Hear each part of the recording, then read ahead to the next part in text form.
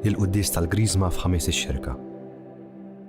Ħamis ix-Xirka filgħodu, għodwa li fiha il-parroċċi jidħlu fl-istennija u l-katedrali jilqgħu fi ħdanhom qassisin minn kull imkien flimkien ma' resqifijiet. Baħar abjad, ġisem wieħed, ħafna stejjer iva waħda li llum tiġġedded, iva fotja għalina u għalhekk f'dal-jum niftakru fihom f'talbna. Fija jitbirku żjud tal-morda, tal-katekumeni u tal-Griżma. Dan tal-aħħar jonfoħ fuq l-isqof.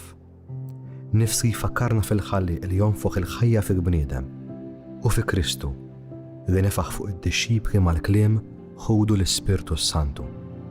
Bekk iż-żejt dan il-frott tal-art u xogħol il-bniedem isir għalina sinjal tal-Ispirtu li għadu jonfoħ il-ħajja fostna. Iż-żejt tal-Griżma jintuża fil-Magħmudija, fil-Griżma tal-Isqof, f'ordni sagri u fil-konsagrazzjoni tal-Knisja. Mixja, fejqan, missjoni. Sejħat bħażjut ma jibqgħux riservati fil-katedral. Jixterdu, hekk taħdem il-grazzja. Timbet fil-qalba tal-Knisja u tixteret fost il-poplu. Dan hu ħamis ix-Xirka, Knisja li tinġabar biex terġa' tingħata.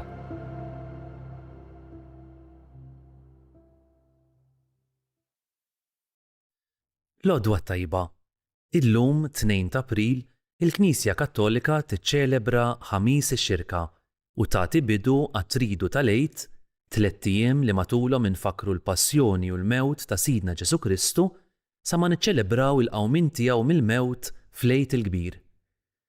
Nilqakom għall-Quddiesa tal-Griżma mmexxija mill-Arċisqof Charles Scicluna mill-Konkatedral ta' San Ġwan fil-Belt Valletta. Din hija l-unika quddiesa li tiġi ċċelebrata f'ħamis ix-Xirka filgħodu u matula is-saċerdoti djoċeżani u reliġjużi kollha iġeddu l-wedied tal-ordinazzjoni saċerdotali tagħhom. Matul din il-quddiesa, l-Arċisqof ibierek iż-żjud li ser jintużaw fis-sagramenti matul is-sena.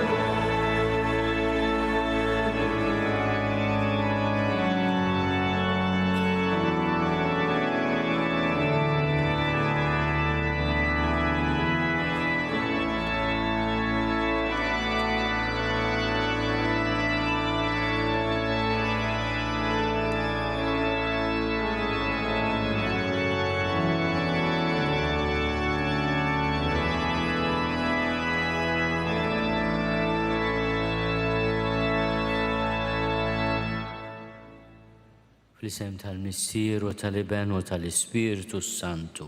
Amen. Il-paċi ma'kom. Ħuti narfu ħtijietna biex nitħejjew tajjeb ħalli niċċelebraw il-misteri għaddisa. Nistqarlanna li jista' kollox u lilkom ħuti li nadnibt ħafna bil-ħsieb, bil-kliem, bil-emin u bil-ħallejt mirijieti. Tiegħi, bl-akbar tiegħi. Għalhekk nitlob lill-imqazza Marija dejjem Verġni, lill-anġu l-qaddissin kollha u lilkom ħuti biex titolbu għalija lill-mulej Alla tagħna. Eħenna lina Alla li jista' kollox jaħfrinna dnubietna u jwassalna l-ħajja ta' dejjem.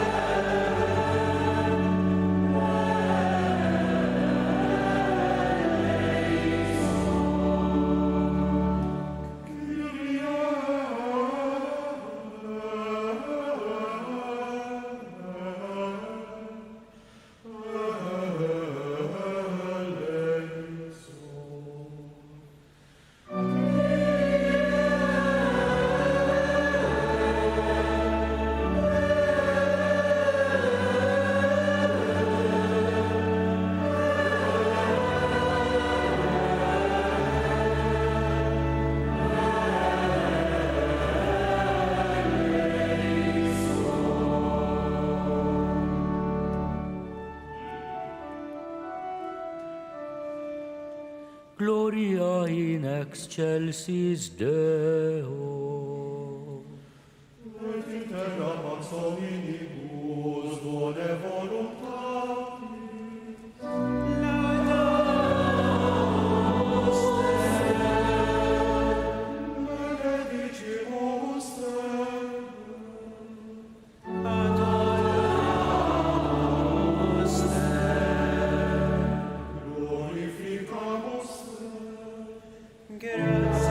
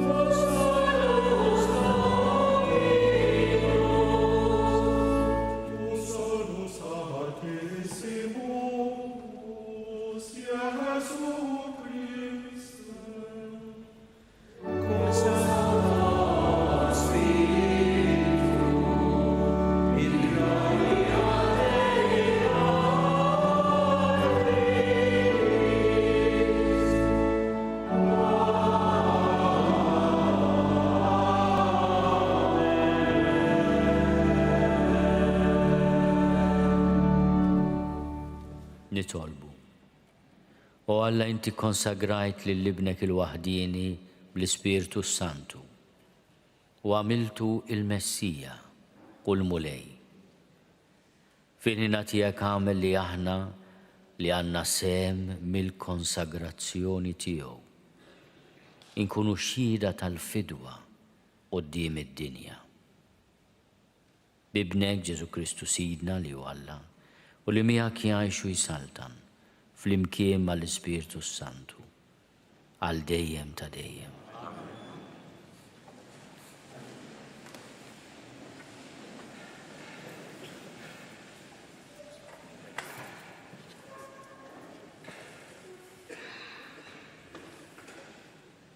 L-ewwel qari mill-ktieb tal-Profeta Iżajja. L-Ispirtu ta' Sidi l-mulej fuqi, għax il-mulej ikkonsagrani biex inwassal il-bxara tajba lil-fqajrin.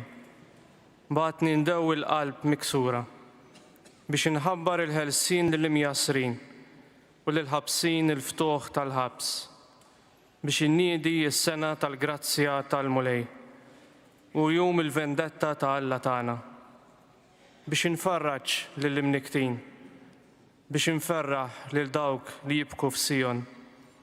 Natihom kuruna flok irmiet, żejt tal-ferħ flok l-ilbies tal-vistu, lana tal-foħrija flok ruħ mitluqa. Lilkom isejħulkom il-qassisin tal-mulej, għaddejja ta' Alla tagħna isemmukom. Jien bis-sewwa nħallasom u nagħmel magħhom patt tal-dejjem. Nisilhom ikun magħruf fost il-ġnus u wliedhom qalb il-popli. Kull min jarahom jarafhom li huma nisel imbierek mill-mulej.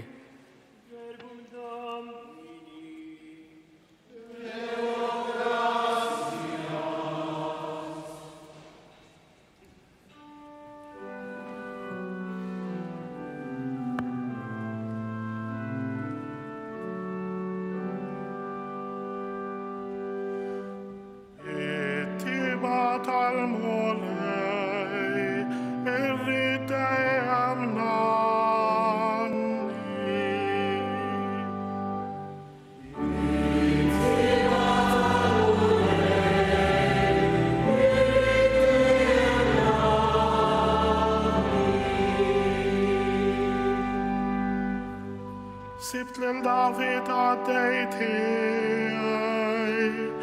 bizzejt imqaddes tiegħi driktu, tkuni di dejjem miegħu u nsaħħu qalbi driegħi.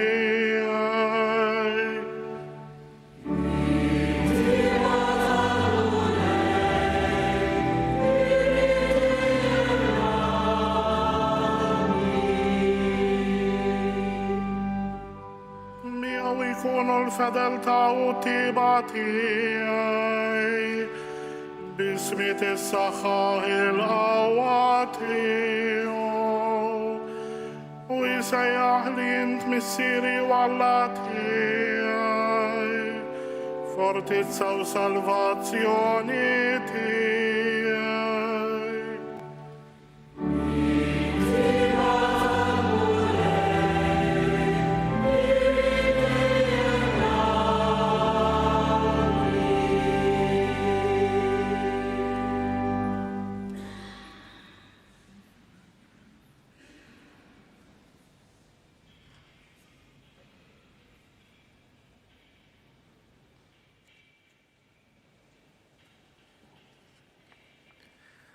Qari mill-ktieb tal-Apokalissi ta' San Ġwan Apostlu.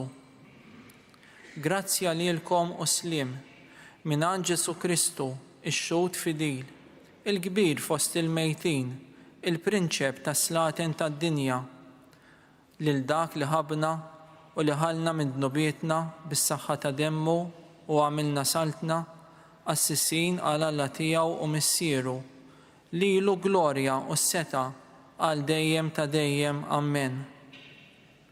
Arawh, ġej fi sħab u l-għajnejn kollha jarawh, ukoll dawk li kienu nifduh u r-razzezz kollha tal-art jibdew iħabtu fuq sidirhom minħabba fih. Iva, Amen. Jiena huwa l-Alfa u l-Omega, jgħid il-Mulej Alla li hu u li kien u li jagħti irid jiġi, dak li jista' kollox.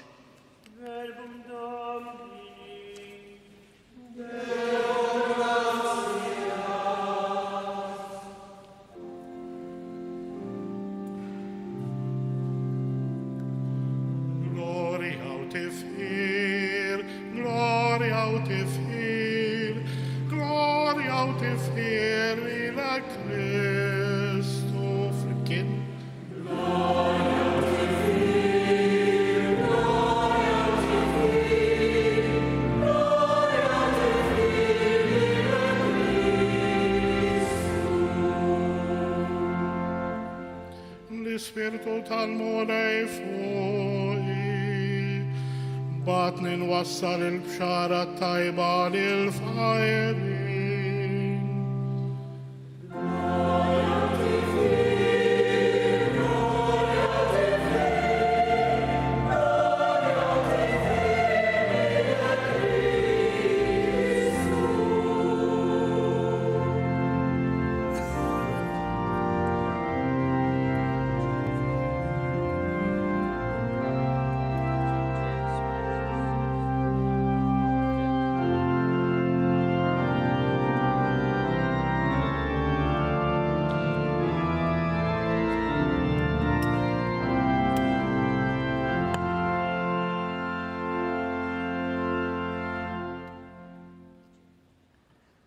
Il-Mulej ma'kom. Għagim l-Evanġelju skont San Luqa.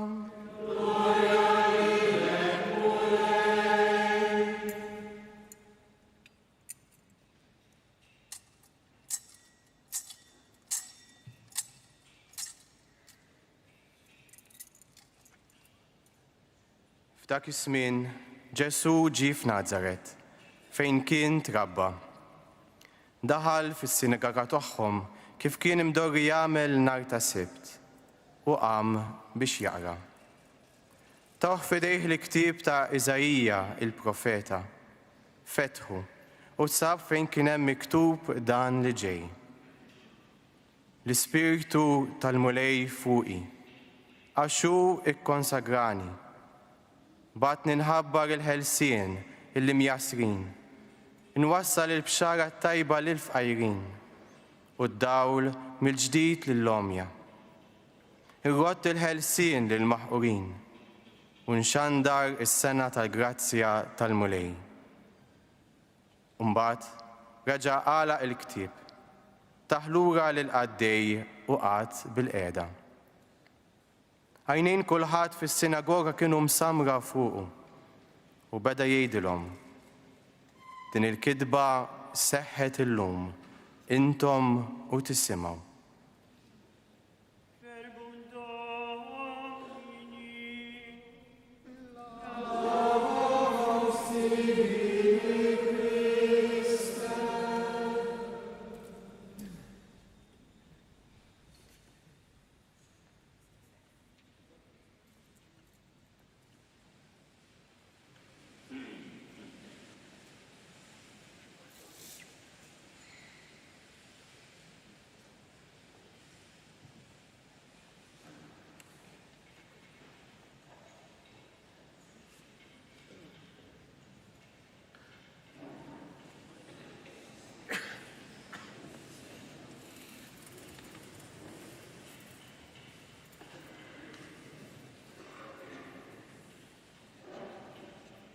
it-talba li l-Knisja tagħmel fuqna il-koll illum hija talba ħerqana u profonda. L-ewwel nett li l-Mulej nfakruh li hu konsagrana fil-iben il-maħbub tiegħu. Inti konsagrajt lil-ibnek il-waħdini bl-Ispirtu Santu.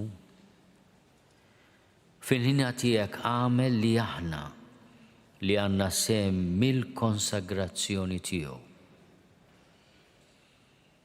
Ġesu stess japplika il-profezija ta' Iżajja lih innifsu. Il-mulej ikkonsagrani. U aħna illum edinaw biex niftakru, nirringrazzjaw il-Alla ta' sejħa li ikollna sem mill-konsagrazzjoni tiegħu. Dil-ħaġa tfakkarna li din il-konsagrazzjoni mhix ġejja minna, imma hija inizjattiva ta' Alla li konsagra lill-Ibnu li taħ missjoni ta' ħelsien u fidwa u lilna mingħajr merti tagħna iddeċida li seħibna f'din l-istess konsagrazzjoni. Il-konsagrazzjoni tagħna allura nafu il-koll mhix kwistjoni ta' merti tagħna, imma hija l-inizjattiva ta' Alla fil-ħajja personali tagħna u fl-istorja tal-ħelsien u tal-fidwa. Alla għamel il-pass li konsagra l-Ibnu u fil-ħajja tagħna ħares lejna u ddeċida li seħibna fl-istess konsagrazzjoni. Ra wieħed jifhem li meta Ġesu jgħid il-mulej konsagrani u l-Knisja tgħidilna li s-sem tagħna huwa fl-istess konsagrazzjoni. Il-missjoni tagħna għandha identità ċara. L-identità tal-missjoni ta' Ġesu. U llum qegħdin hawnhekk biex inġeddu dan id-don kbir, biex niġġeddu wkoll fl-identità tagħna. Kull min jistaqsina, imma intom, min intom? Ejjew niftakru l-aħwa qabel nagħtu risposta li taf tkun soċjoloġika, antropoloġika, filosofika. Ejjew niftakru fil-klim ta' Iżajja li Ġesu jagħmel tiegħu, anzi jgħid din il-kelma seħħet illum intom u tisemgħu. Il-missjoni ta' Ġesu hija l-missjoni tagħna magħżulin biex nieħdu sehem mill-konsagrazzjoni tiegħu. Il-Knisja tkompli titlob li aħna nkunu xhieda tal-fidwa quddiem id-dinja. Fil-ħnina tiegħek għamel li aħna li għandna sehem mill-konsagrazzjoni tiegħu inkunu xhieda tal-fidwa quddiem id-dinja. Il-Knisja fuqna mhux qed titlob affarijiet straordinarji l-aħwa. Ma titkellimx fuq suċċess materjali jew suċċess politiku. Imma titlob li aħna nkunu xhieda tal-fidwa quddiem id-dinja. Issa aħna nifhmu li tajjeb tkun xhud tal-fidwa billi l-ewwel nett tħoss l-effett tal-fidwa fil-qalb tiegħek, fir-ruħ tiegħek u f'ħajtek. Aħna nkunu xhieda tal-fidwa kredibbli u awtentiċi daqskemm inkunu il-mifdijin tal-mulej. Inħalluh jifdina, għaxu fdina b'demmu l-għażiż. Imma aħna li konna sehem minn din il-fidwa. Għaliex hu li fdina għandu bżonn ukoll l-adeżjoni umli tagħna għall-fidwa li jrid jagħtina li ġabinna. U allura qabel inkunu xhieda tal-fidwa ejjew inkunu il-mifdijin. Il-morda li sabu tabib, l-omja li sabu min jagħtihom id-dawl, l-imbikmin li sab min jagħtihom kelma ta' faraġġ, il-mifnijin li sabu tama. U aħna lura rridu nifmu li l-fraġilità u d-djufija tagħna isir ambjent sagru fejn jidħol il-mulej bil-fidwa tiegħu. U llum aħna nirringrazzjawh tas-saċerdozju ministerjali jew niftħu qalbna bil-bżonn radikali tagħha ta' fejqan u ta' fidwa u nitolbuh isaffina, ifarraġna, isalvana. U bekk inkunu radikalment u b'mod awtentiku xhieda tal-fidwa quddiem id-dinja. Ħafna drabi l-kriżi fl-identità tagħna tiġi għax aħna ma nkunux konvinti li la aħna m'għandna bżonn fidwa u laqas id-dinja. Inti għaliex għandek bżonn tagħti ħajtek lil Salvatur jekk ma temminx li għandek bżonn issalva lilek innifsek u lil ħutek.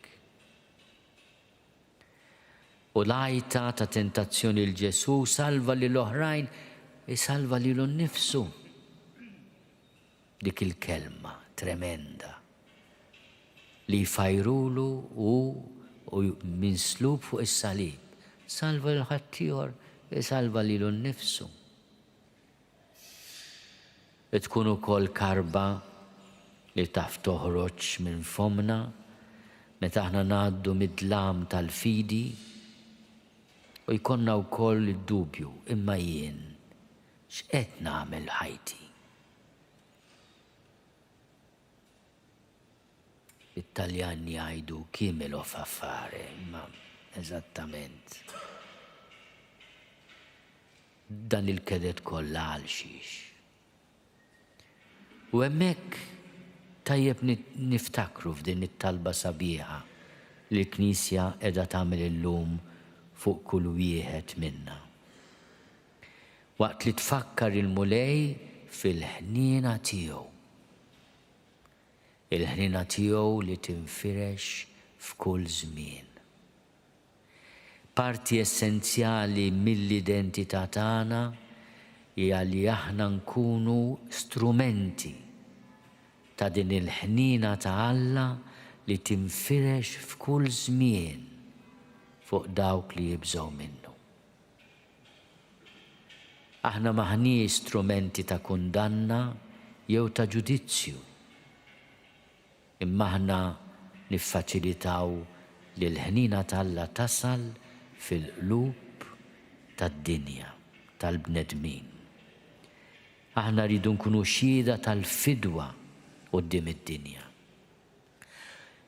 Tajjeb li bħajjitna inċanfru lilna nfusna u lid-dinja fuq id-dnub tas-supervja u tal-ħażen. Imma aħna xhieda mhux tal-kundanna, imma tal-fidwa. Jekk nindikaw il-ġerħa, nafu li t-tabib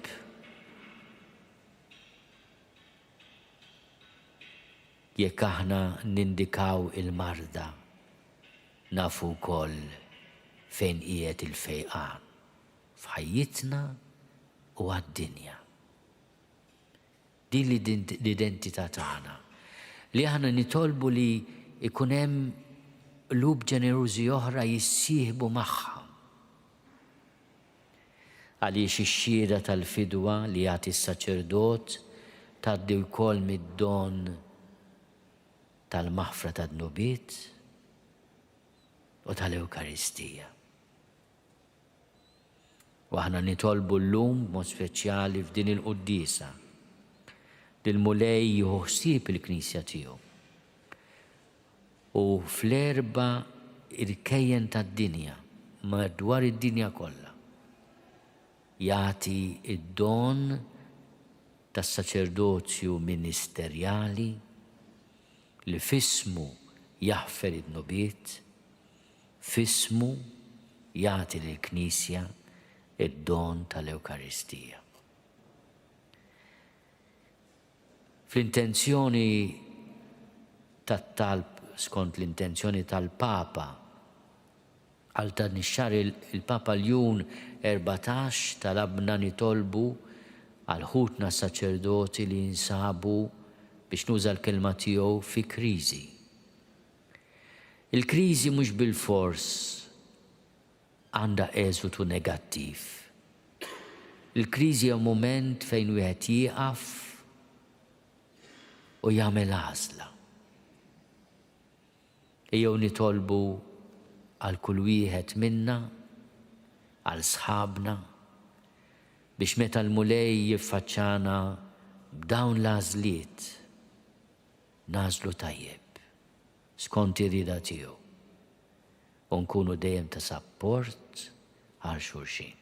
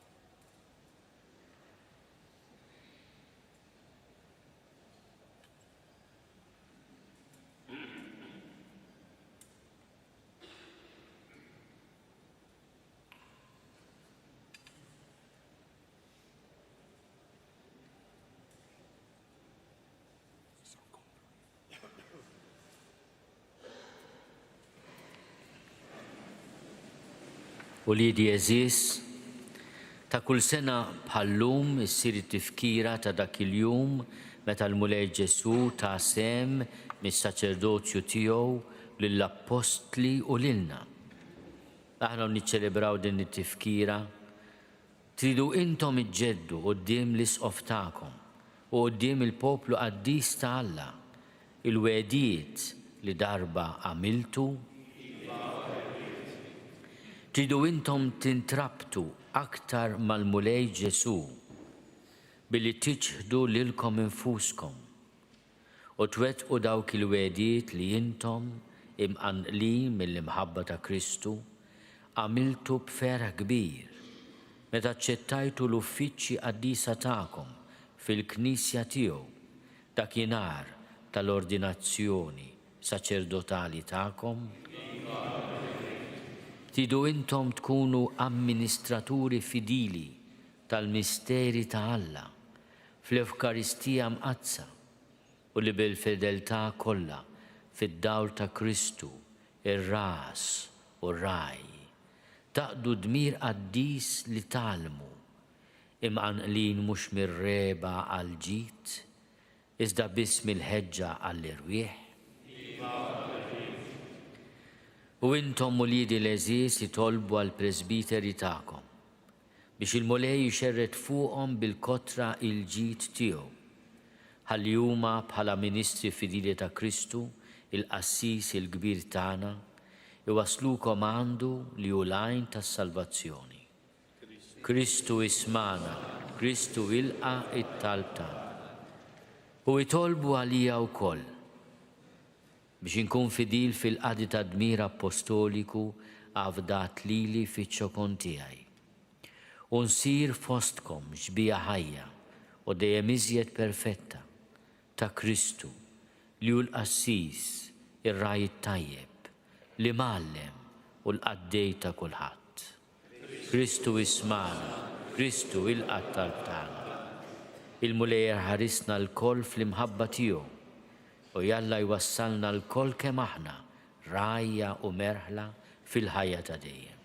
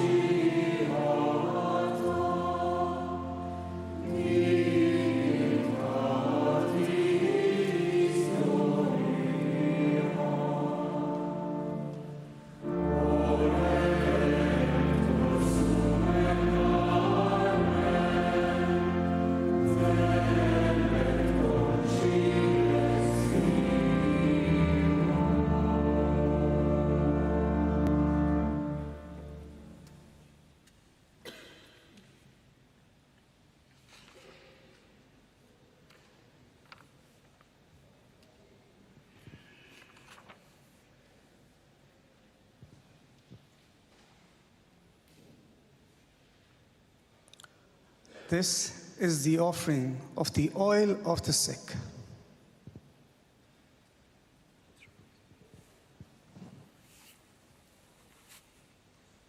Flimkien inroddu ħajr lill-Alla. U Alla missier ta' kull faraġġ, inti rid li permezz ta' ibnek il-morda jitfejqu mill-mart tagħhom. Fit-tjiba tiegħek għati widen għat-talba tal-fidi. Ibgħat mis-sema lid-difensur l-Ispirtu Qaddis tiegħek fuq dan iż-żejt li inti jogħġbok tniżlu mis-siġar għas-saħħa tal-bniedem. Xerret fuq l-barka qaddisa tiegħek biex daw kollha li jindilku bih ikollhom il-ħarsien fil-ġisem u fir-ruħ u jeħilsu minn kull tbatija, minn kull nuqqas ta' saħħa u minn kull mart. Jitbirek minnek għalina mulej dan iż-żejt qaddis tiegħek f'isem Ġesu Kristu Sidna li miegħek jgħixu jsalta għal dejjem ta' dejjem.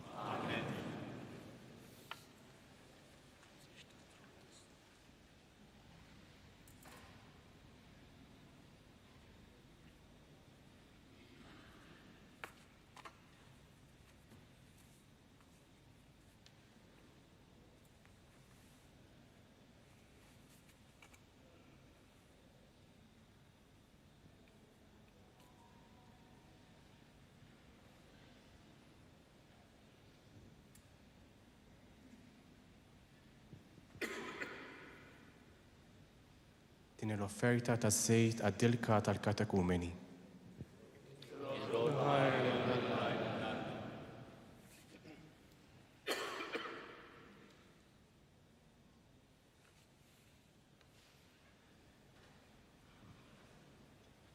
U Alla qawwa u ħarsin tal-poplu tiegħek, birek dan iż-żejt li ħlaqt bħala sinjal ta' qawwa u saħħaħ il-katekumeni li jindilku bih. Għatihom l-erf u l-qawwa tiegħek biex jifhmu aħjar l-Evanġelju ta' Kristu. Qawwilhom qalbhom għad-dmirijiet tal-ħajja nisranija u għamilhom ulied adottivi xierqa tiegħek biex jieħdu twelli ġdid fil-Knisja tiegħek u jgħixu ħinja fiha bi Kristu Sidna.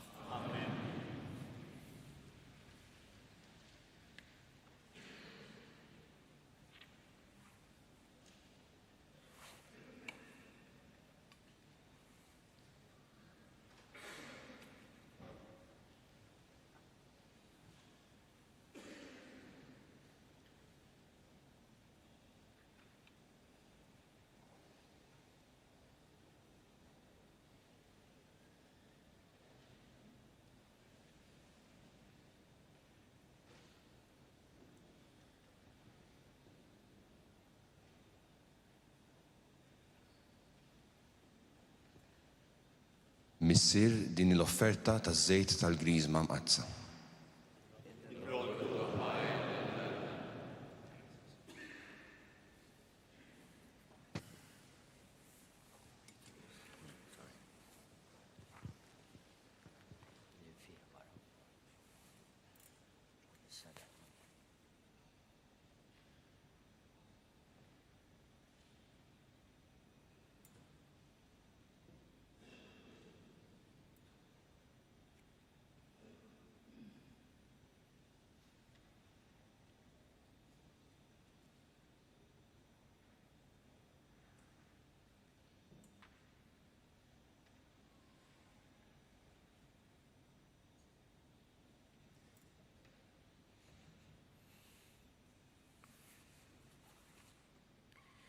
Ħut Jeżis nitolbu lill-Alla l-Missier li jista' kollox biex ibirek u jqaddes din il-griżma u biex dawk li jindilku biha minn barra iħossu l-ġid tagħha minn ġewwa u tkun tistħoqilhom il-fidwa mingħand Alla.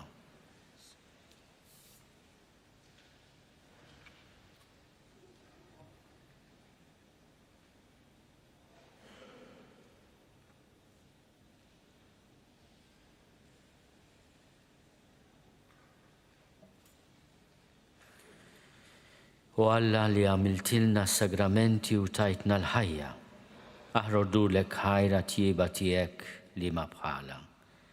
Għax inti fil-patt il-qadim ridt li ż-żejt ikun jaħbi fih innifsu il-misteru ta' tqaddis.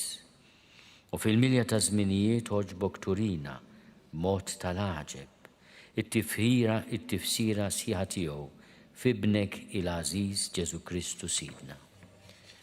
U wara li salva lil bnedmin bil-misteru tal-għajt, mela l-Knisja tiegħek bl-Ispirtu Santu u b'għaġeb kbir għanija b'uffiċċji qaddisa biex biha jitwassal sal-aħħar l-emil tas-salvazzjoni fid-dinja. Minn dak iż-żmien bil-misteru qaddis tal-griżma inti tqassam il-għana tal-grazzi tiegħek lil bnedmin. Ek li wliedet imwielda mill-ġdid bil-ħasil tal-Magħmudija jitwettqu b'konsagrazzjoni mill-Ispirtu Santu u jieħdu sehem mill-uffiċċju tiegħek ta' profeta, assis u sultan. Nitolbuk għalhekk mulej biex bil-qawwa tal-grazzja tiegħek din it-taħlita ta' fwejjaħ u żjud issirinna sagrament tal-barka tiegħek. Xerred bil-kotra d-doni tal-Ispirtu Santu fuq ħutna li jindilku b'din il-griżma. Żejjem bid-dija tal-qdusija kull post u kull ħaġa li jieħdu fuqhom il-marka dan iż-żejt qaddis. Ma fuq kollox bil-misteru ta' dan iż-żejt ibqa' kabbar il-Knisja tiegħek sa ma tilħaq dik il-milja sħiħa meta inti fid-dija tad-dawl tiegħek ta' dejjem issir kollox għal kulħadd ma' Kristu fl-Ispiritu Santu għal dejjem ta' dejjem.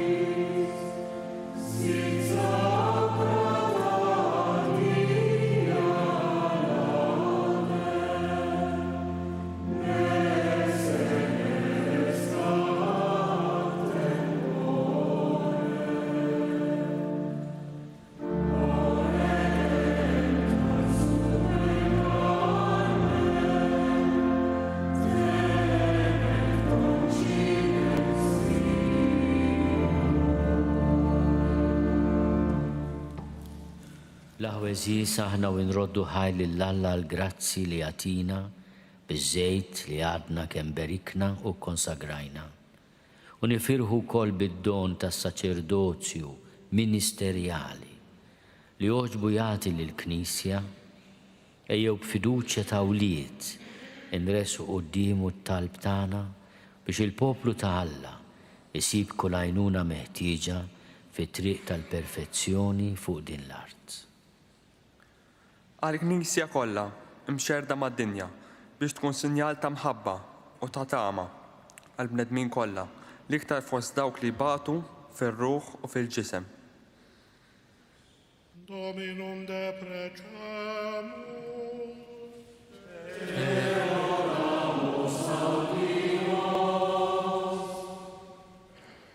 Għal-Papa Ljun 14, għall-Isqof tagħna Charles u għall-isfijiet kollha biex bil-erf li ġej minn Alla, bil-kelma u bl-eżempju, ikunu xhieda ta' Kristu li ġi biex jaqdib l-imħabba.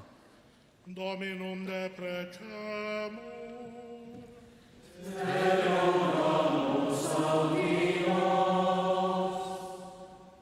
Għas-saċerdoti kollha, djoċeżani u reliġjużi biex imqamlin mill-imħabba kbira ta' Alla u mill-grazzja tiegħu li rċevew fl-ordinazzjoni tagħhom ikunu għal kulħadd aħbar tajba ta' mħabba, ħniena, tama u kuraġġ. Dominum deprecamus.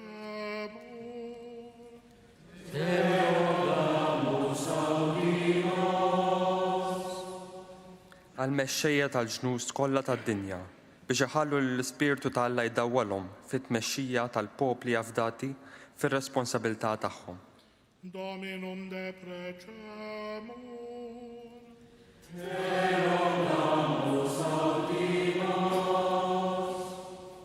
għal dawk li Alla qed isejjaħ biex jimxu warajh u jagħtu ħajjithom lilu fil-poplu tiegħu fis-saċerdozju biex iwieġbu b'ġenerożità u b'entużjażmu għas-sejħa tiegħu f'kull ħin ta' ħajjithom.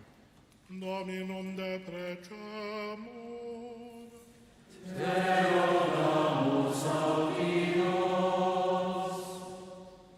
Għalina l-koll biex iktar u iktar matul dawn il-jiem qaddisa nilqgħu l-grazzi li Alla jagħtina bis-sagramenti tiegħu minn idejn il-Knisja b'qalb miftuħa u b'rat ta' ħajr. Dominum deprecamur.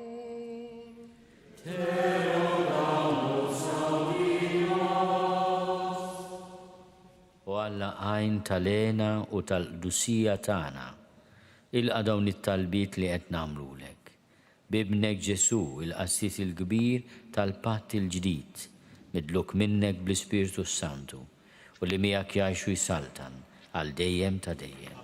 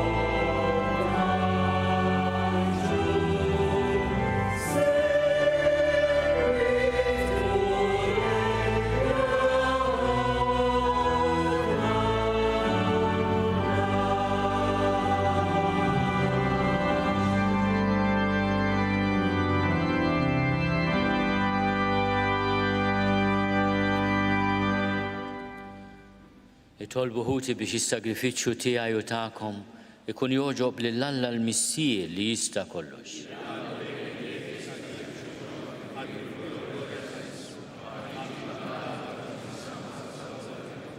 Nitolbuk mulej biex is-sagrifiċċju li sejrin nofrulek inaddafna bil-qawwa tiegħu mid-nubiet tagħna tal-imoddi iwettaqna fil-ħajja tal-grazzja u jmexxina l-qudiem fit-triq tas-salvazzjoni bi Kristu Sidna. Il-mulej magħkom. Nerfgħu lubna l fuq. Niżuħajl il-mulej Alla tagħna. Sewwa u xieraq tas-sew mulej missier qaddis Alla ta' dejjem li tista' kollox. Tajjeb u taġid għas-salvazzjoni tagħna li dejjem u kullimkien irrodulek ħajr. Inti konsagrajt lill-ibnek il-waħdini bl-Ispirtu Santu u għamiltu l-qassis il-kbir tal-patt il-ġdid li jibqa' dejjem. U biħsieb li ma bħalu oġbok tordna li s-saċerdozju waħdini tiegħu jibqa' dejjem fil-Knisja. Għaxu mhux biss iżejjem b'saċerdozju regali lil poplu miksub minnu, iżda wkoll fl-imħabba tiegħu għalina bħala ħutu jażel lil xi wħud u bitqejjid tal-idejn iseħħibhom miegħu fil-ministeru qaddis tiegħu. U huma f'ismu iġeddu s-sagrifiċċju tal-fidwa tal-bnedmin. Fl-ikla tal-għajt li jħejju għal uliedek. Imexxu bl-imħabba l-poplu qaddis tiegħek. Jgħixuh bil-kelma tiegħek u jqawwuh bis-sagramenti. Huma jiddedikaw ħajjithom għalik u għas-salvazzjoni ta' ħuthom. Iħabirku ħajsiru ġbija ta' Kristu u b'qalb sieħa jagħtuk dejjem xhieda tal-fidi u tal-imħabba tagħhom. Għalhekk mulej aħna wkoll mal-anġli u l-qaddisin kollha tiegħek infaħruk u b'feħ kbir intennulek.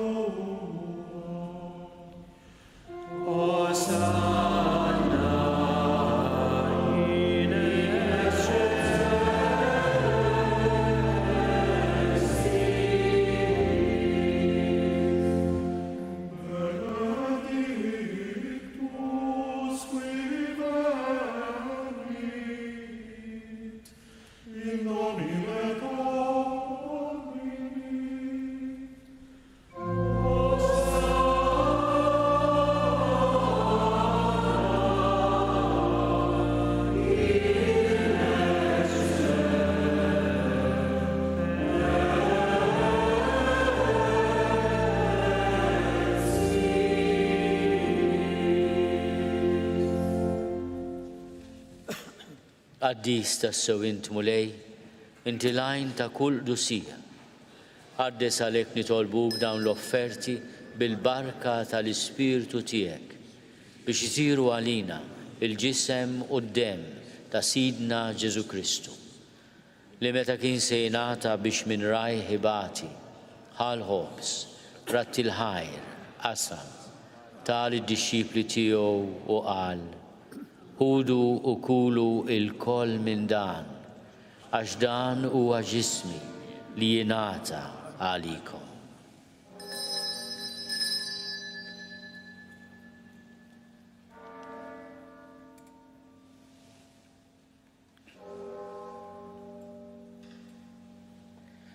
Ekku kol wara l-ikla ħal-kalċi reġerat il-ħaj, tal id-disċipli tiegħu u qal, ħudu u jxorbu minnu l-koll, għax dan huwa l-kalċi ta' demmi, tal-patt il-ġdid li jibqa' għal dejjem. Id-dem li jxerret għalikom u għal-bnedmin kollha, għal-maħfra ta' dnubiet. Għamlu dan tifkira tiegħi.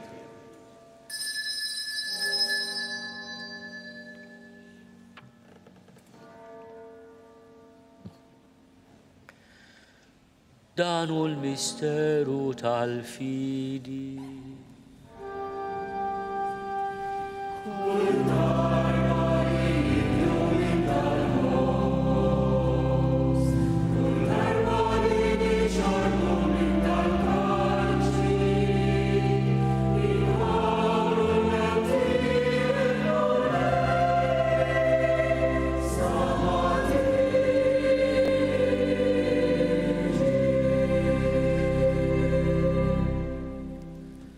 Għalhekk aħna nagħmlu dam tifkira tal-mewt u l-qawmien ta' Sidna Ġesu Kristu. Nofrulek mulej il-ħobs tal-ħajja u l-kalċi tas-salvazzjoni. U rodulek ħajra xoġbok tilqana hawn quddiemek biex naqduk. U minn ċokontana nitolbu li l-Ispirtu Santu jaqadna f'ġisem wieħed, lilna li nieħdu sehem mill-ġisem u d-dem ta' Kristu. Ftakar mulej fil-Knisja tiegħek mxerda mad-dinja kollha. Wetaqa fl-imħabba flimkien mal-Papa Leon, mal-Isqof tagħna Charles, mal-Isqof Joseph li qed jgħinu u mal-Ministri tiegħek kollha. Ftakar ukoll f'ħutna li raqdu bit-tama tal-qawmien, ftakar fil-mejtin kollha. Daħħalhom quddiemek fid-dawl tas-sebħ tiegħek. Ħenna lina l-koll nitolbuk. Għati li wkoll il-wirth tal-ħajja ta' dejjem, flimkien mal-Verġi Mqazza u Malla Marija, mal-Arusta Ħasan Ġusepp, mal-Apostol Qaddisin kollha li għexu fil-ħbiberija tiegħek sa mill-bidu tad-dinja. Għamel magħhom infaħruk u nsebħuk b'Ġesu Kristu ibnek. Bi Kristu ma' Kristu fi Kristu. Jingħata lilek Alla missier li tista' kollox, flimkien mal-Ispirtu Santu, kull ġieħu glorja għal dejjem ta' dejjem.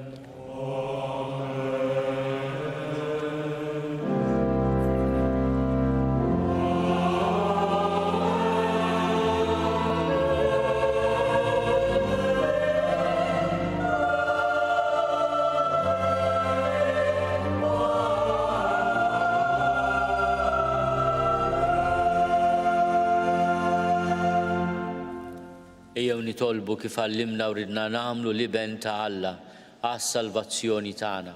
Missierna li inti fis-smawiet jitqaddes ismek, tiġi saltnatek, ikun li trid int kif is-sema hekk fl-art.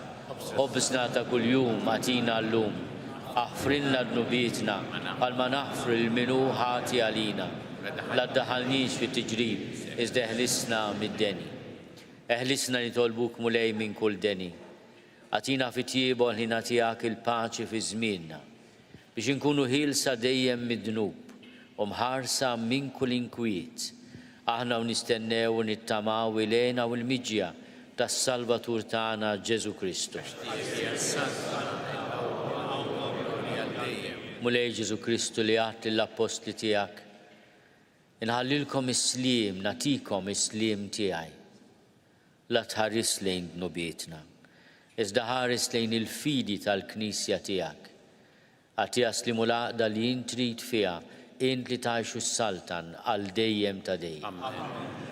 Il-paċi tal-mulej tkun dejjem magħkom. Għatu il-paċi lil xulxin.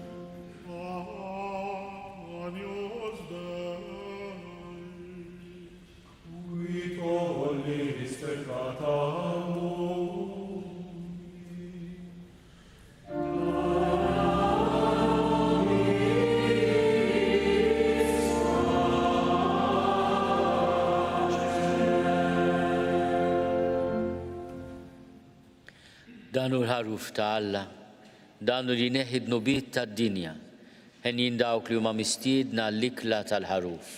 Mulej ma jistoqlix li tidħol taħt is-saqaf tiegħi, iżda biss kelma waħda u ruħi tkun infejja.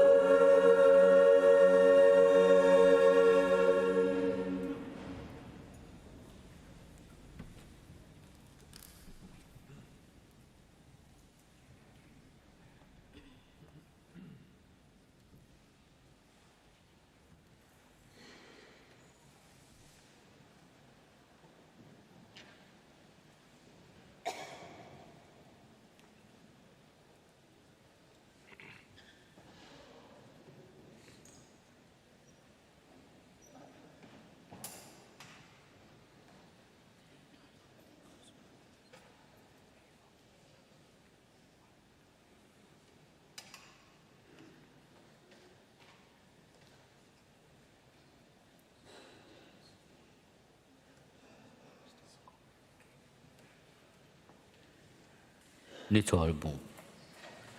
Fiċ-ċokon tagħna nitolbuk Alla li tista' kollox biex aħna li ġeddidna bis-sagramenti tiegħek jistoqilna nsiru l-fwieħa ta' Kristu li għajxu jissaltan għal dejjem ta' dejjem.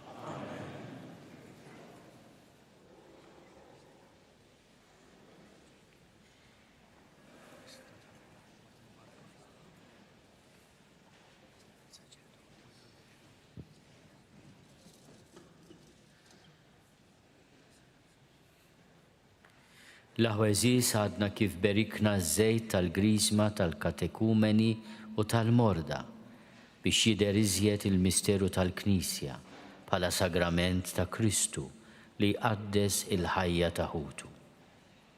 Issa li se jiġu għafdati fidejkom, eżis presbiteri, biex permezz tal-ministeru tagħkom tinżel tagħmmar fuq min jindilek bihom il-grazzja ta' Alla li s-saħħaħ u tagħti l-ħajja. Minħabba li huma sinjali tal-grazzja ta' Alla, araw li dawn iż-żjud jiġu miżmuma u maħarsa b'qima speċjali. Jalla kull ma jiġi midluk bihom jiddi bl-istess qdusija ta' Alla. Li bdon tal-aġeb tal-imħabba tiegħu ried li fis-sinjali sagramentali jiġġeddu b'mod mistiku il-ġrajiet tal-istorja tas-salvazzjoni. Ir-roddu ħajr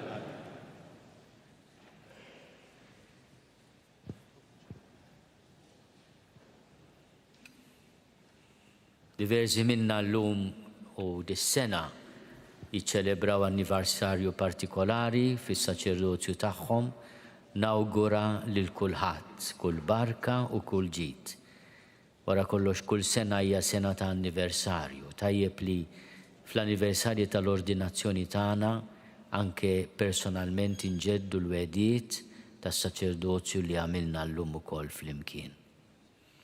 Il-mulej magħkom. Ikun imbirek isem il-mulej. L-għajnuna tagħna f'isem il-mulej. Il-barka ta' Alla li jista' kollox, il-Missier u l-Iben u l-Ispiritu Santu tinżel fuqkom u tibqa' magħkom għal dejjem. Morru fil-paċi.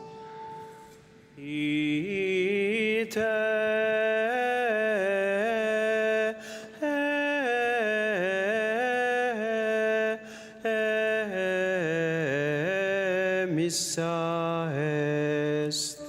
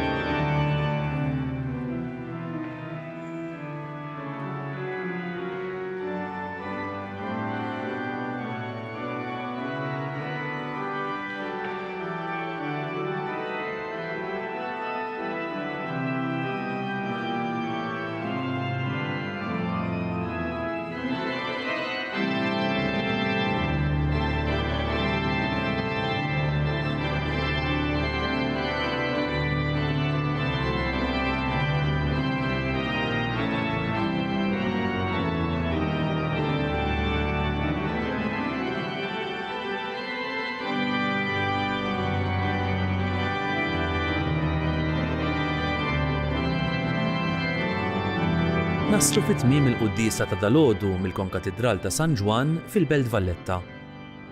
Il-lejla fis-6 ta' filgħaxija l-Arċisqof Charles Scicluna imexxi t-tifkira solenni tal-ikla tal-mulej fejn se jaħsel ir-riġlejn ta' qatt ta' persuni.